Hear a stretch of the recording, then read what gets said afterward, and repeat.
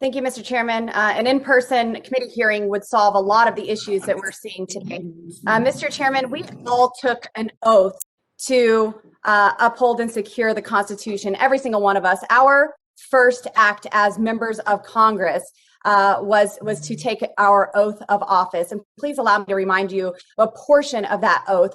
The chair and every other member here solemnly swore that we would support and defend the Constitution of the United States against all enemies, foreign and domestic. The Second Amendment is very much a part of the Constitution of the United States. And so it doesn't matter how you feel, how you classify it.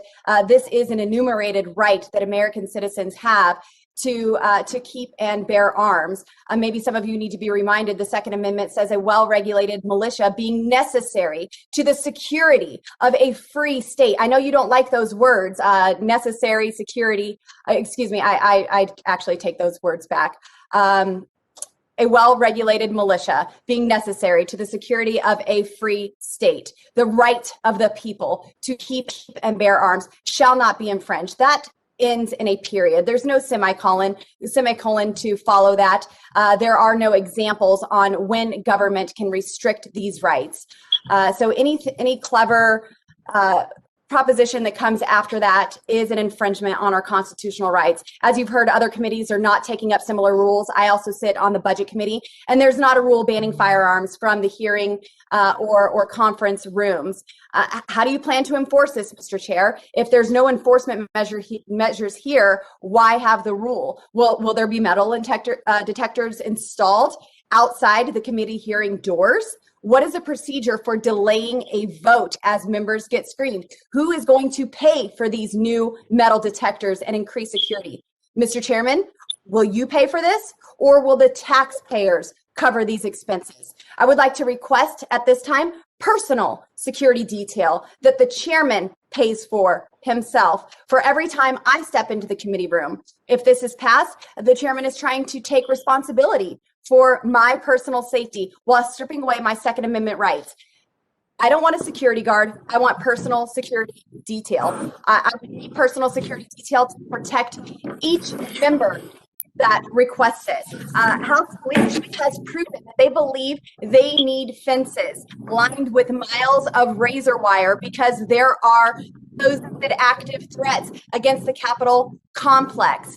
So if they want razor wire, fences, security, armed security, then we should be able to protect ourselves against these threats. And I want my own security detail. On January 6th, none of us were looking to our neighbors saying, gosh, I hope there are enough metal detectors outside. No, the Speaker of the House was whisked away safely while we were all left vulnerable and defenseless. That I would like to ask, will there be places to store firearms? I'm allowed to carry my firearm in the Capitol complex. So will there be a safe storage area for me to lock up my firearm once I'm disarmed by this committee's chairman? I believe that this is just messaging on the part of the Democrats. It is unconstitutional for members of Congress to be detained on their way to vote. With that, I would like to say, are there any other enumerated rights that will be nullified in this committee? Do we have the right to free speech here?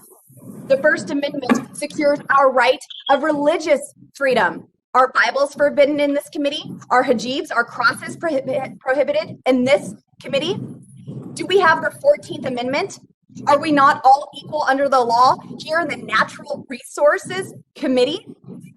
How about the 19th Amendment? Can women vote in this committee? As a woman, I need to be certain this committee has no intention to take my right away to vote. Why do you think they could cherry pick? Why does anyone think that they could cherry pick the Second Amendment and say that this is the one enumerated right that we can take away from people? Why stop with the Second Amendment? Let's go ahead and quarter soldiers in this committee room. There's plenty of soldiers in the parking garage at Fort Pelosi in Washington, D.C. Let's go ahead and forget about due process while we're at it. That way we can unreasonably seize and search members of Congress before they enter the committee room. You know, kind of like what's going on in the House chambers right now. I urge my colleagues to think about this. If we don't protect our rights in Washington, D.C., there's little hope outside of Washington, D.C. for the American people to have those rights. This rule is absurd and is discriminative, power grab of our constitutionally protected rights. Chairman, I have Mr. Chairman. Time's expired. This is a blatant violation of our constitutional rights, and I yield.